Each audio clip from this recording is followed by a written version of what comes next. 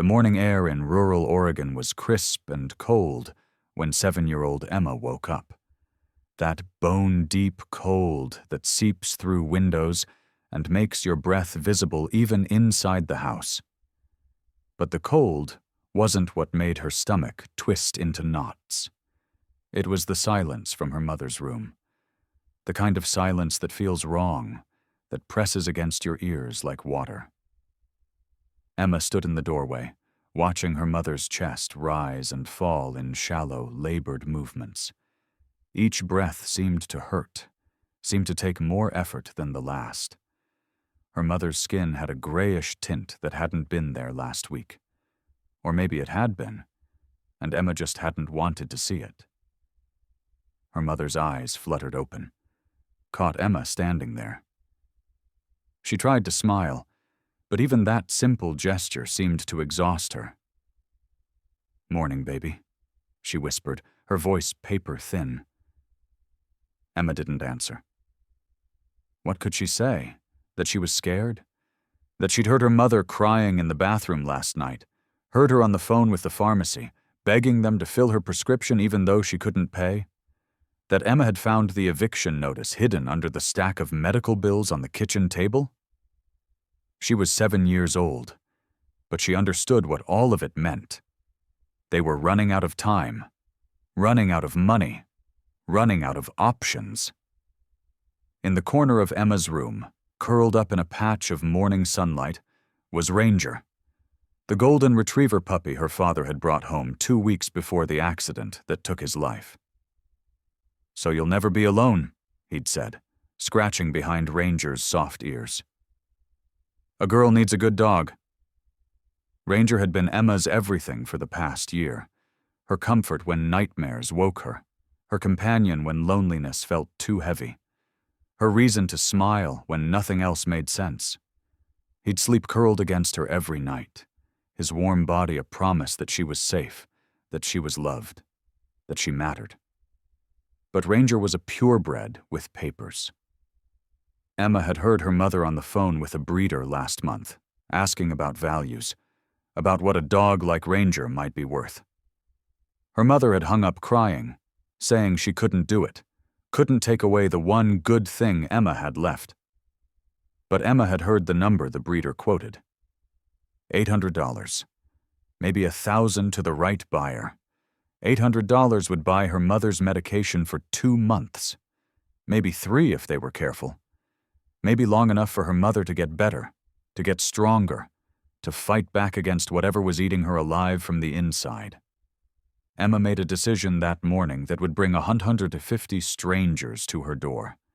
She walked to her room and sat down next to Ranger. The puppy immediately woke, tail wagging, tongue lolling out in that goofy smile that always made Emma laugh. She buried her face in his soft fur and breathed in that puppy smell, warm and clean and innocent. "I'm sorry," she whispered into his neck. "I'm so sorry."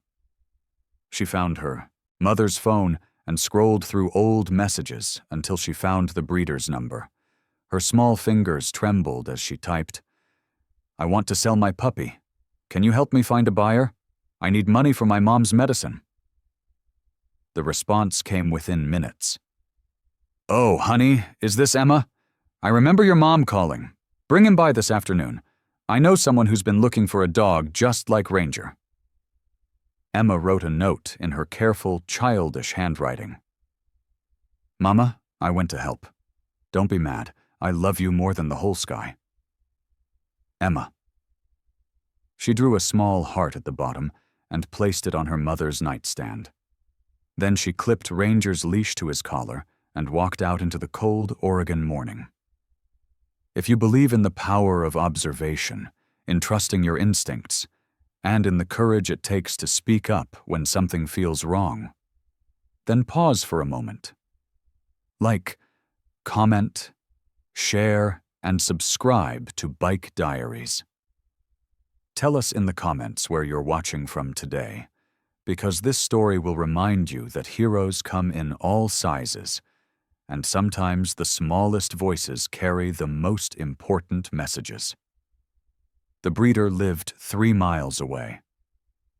Emma had walked to her house once before with her mother, back when things were better, back when they were just visiting to see Ranger's litter mates. She remembered the way. Down the main road, past the feed store, left at the church with the white steeple, then another mile along the rural route where farms stretched out on both sides. Ranger trotted beside her happily, thinking this was an adventure, thinking they were going to the park, or maybe to see other dogs. He had no idea he was walking toward goodbye. The first mile was easy. Emma counted her steps to keep her mind busy. 1, 2, 3, 4. 1, 2, 3, 4. The rhythm helped, kept her moving forward instead of turning around and running home. The second mile was harder. Her fingers were numb from the cold. She'd forgotten gloves. Hadn't thought about how long she'd be outside, hadn't planned beyond getting Ranger to the breeder and getting money for medicine. Cars passed occasionally. A truck slowed down. The driver, an elderly man with concerned eyes, rolling down his window. "You okay, little one? You need a ride somewhere?" Emma shook her head. "I'm okay. My aunt lives just up the road." The lie tasted bitter, but she couldn't accept help, couldn't risk someone calling her mother or asking too many questions. She had to do this alone.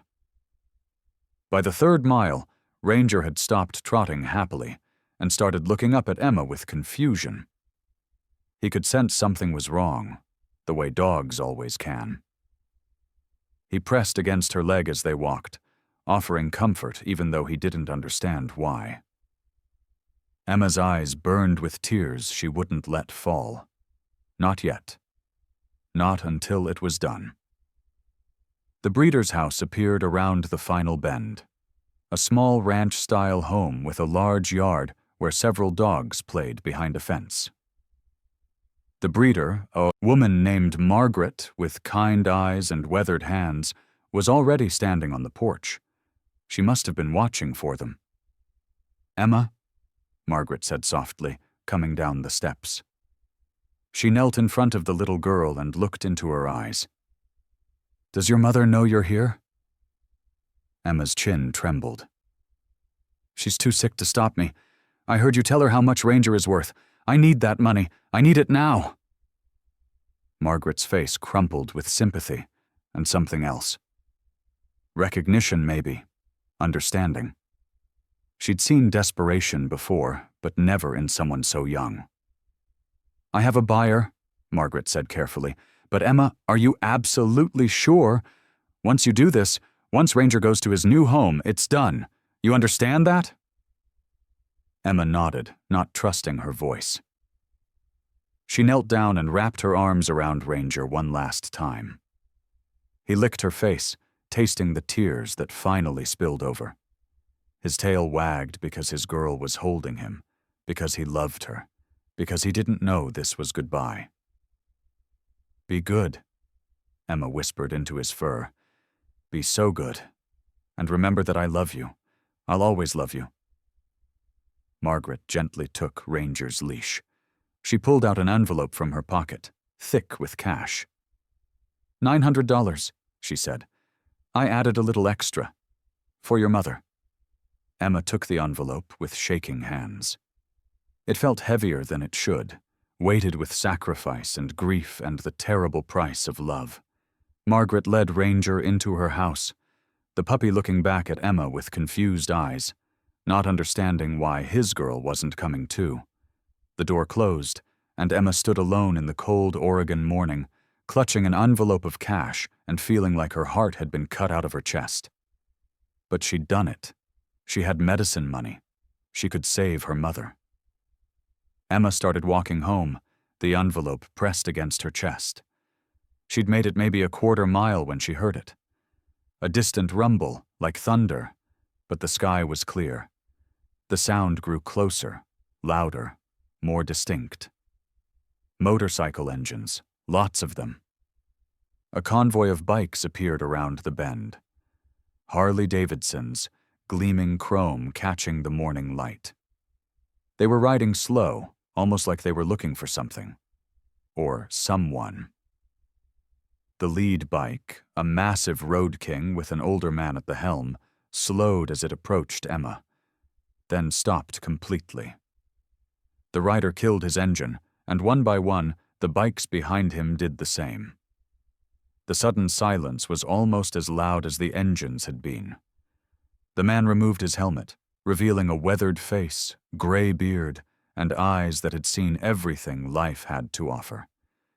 He wore a leather vest with patches that marked him as president of the Hells Angels Oregon chapter. "Little one," he said gently, his voice rough but kind. "You're Emma, aren't you?" Emma froze, confused, scared, uncertain how this stranger knew her name. The president climbed off his bike and knelt down to her level. "Margaret called us. Called me specifically. She's my sister-in-law. She told me about a brave little girl who just sold her puppy to buy medicine for her dying mother." He paused, his eyes glistening with emotion Emma didn't understand yet. "She also told me your last name. And sweetheart, I knew your daddy." The world tilted.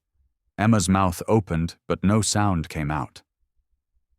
"Your father," the president continued, his voice thick with emotion, "rode with us for 8 years. He was one of the best men I've ever known. A brother in every sense of the word. We lost track of him when he got married, when he decided to settle down and be a family man.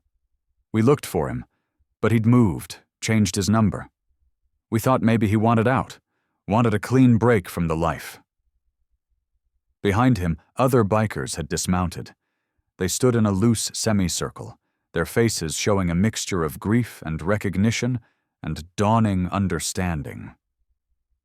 "We didn't know he died," the president said, and his voice broke.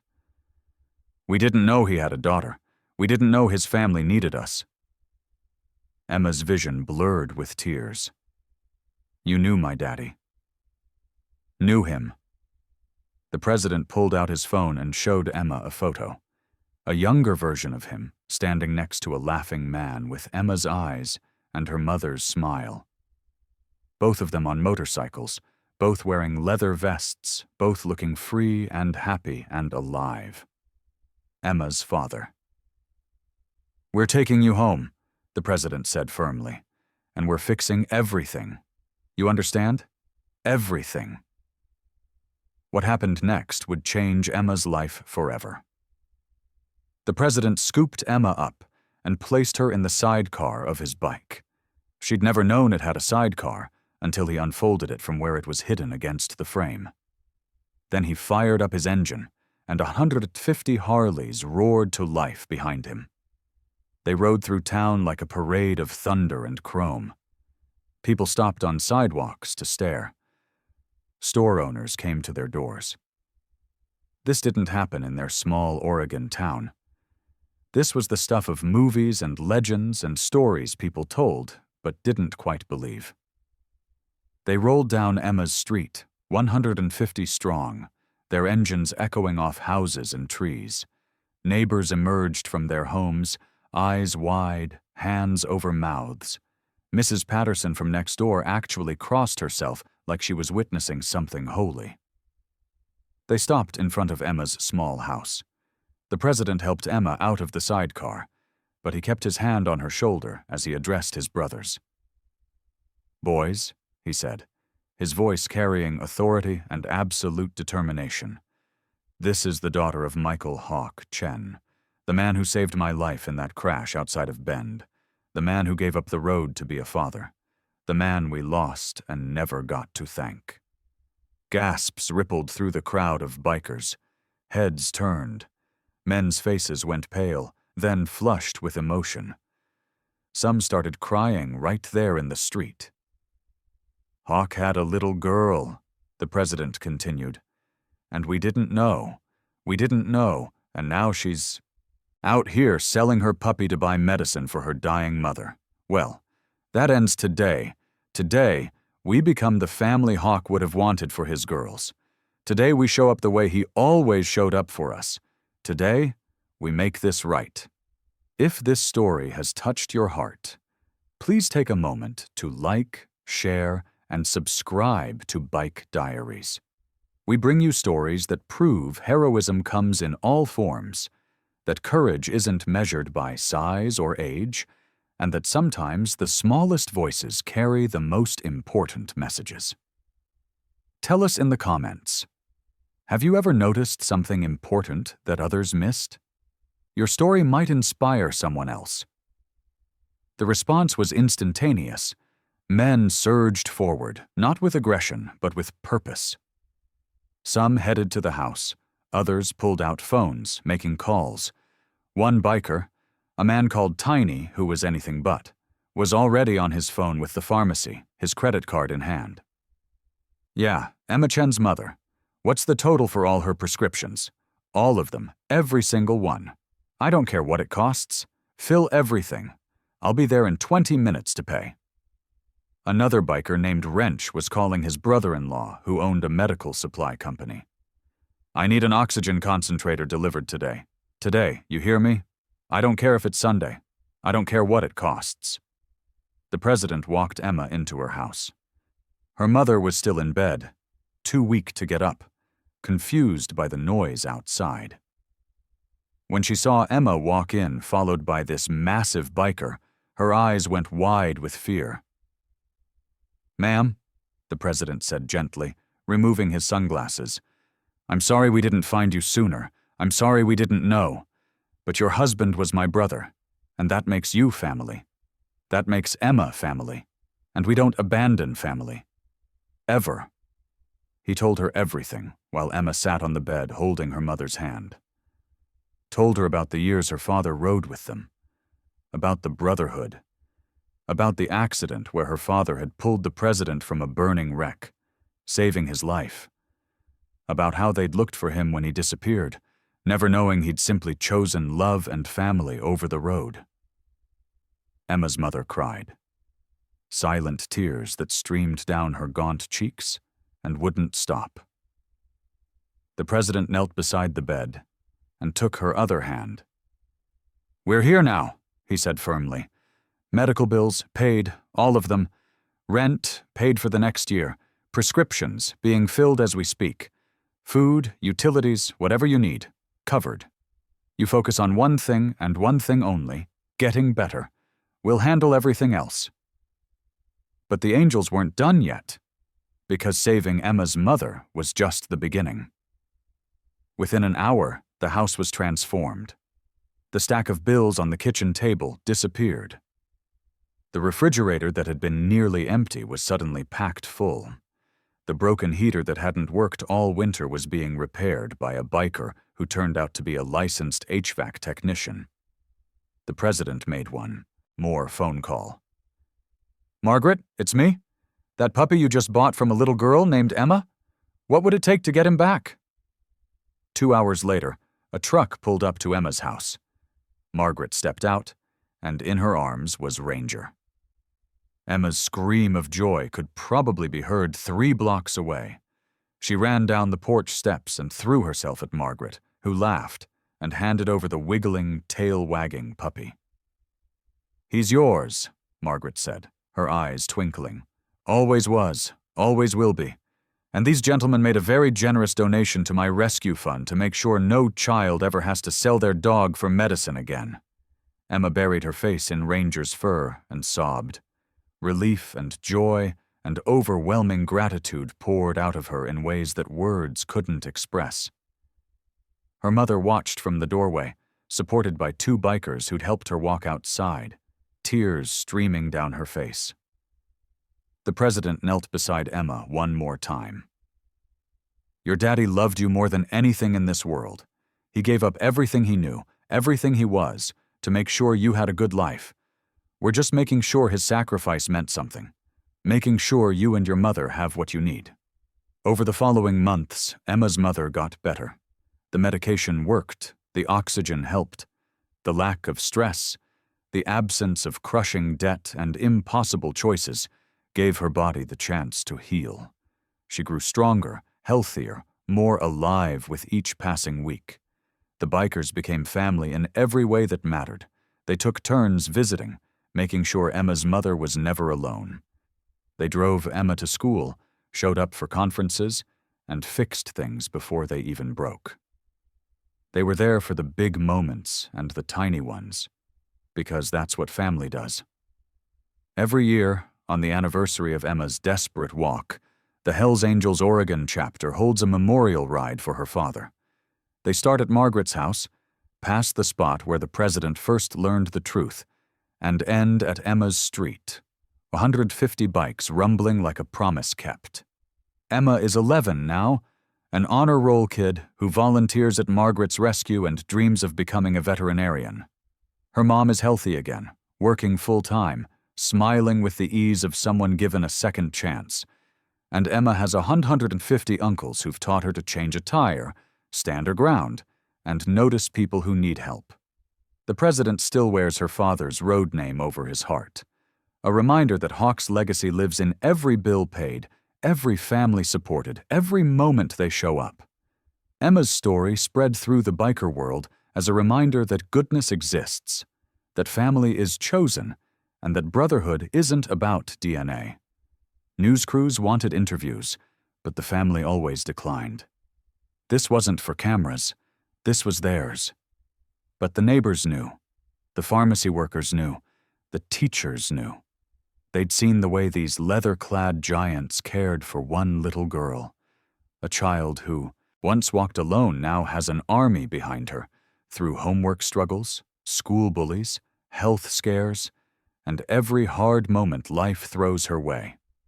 Because when the Hells Angels call you family, it means forever. Emma's father gave up everything to protect her, and in doing so gave her something unexpected, a backup family forged in chrome, leather, and loyalty. Sometimes that looks like 150 Harleys rolling down a quiet street for one brave little girl. Today, in a home once filled with fear, but now full of laughter, a golden retriever puppy sleeps beside the girl who almost gave him up. On the wall hangs a photo of her father, framed by men who fix engines, broken things, and broken hearts. His brothers never forgot him. His love lives on in every kindness they offer, because family never rides alone. And in the Oregon chapter, that's more than a saying. It's a promise. Thank you for watching. If this story moved you, share it. Subscribe to Bike Diaries for more tales of everyday heroes and quiet courage. And tell us, what would you have done in Emma's place?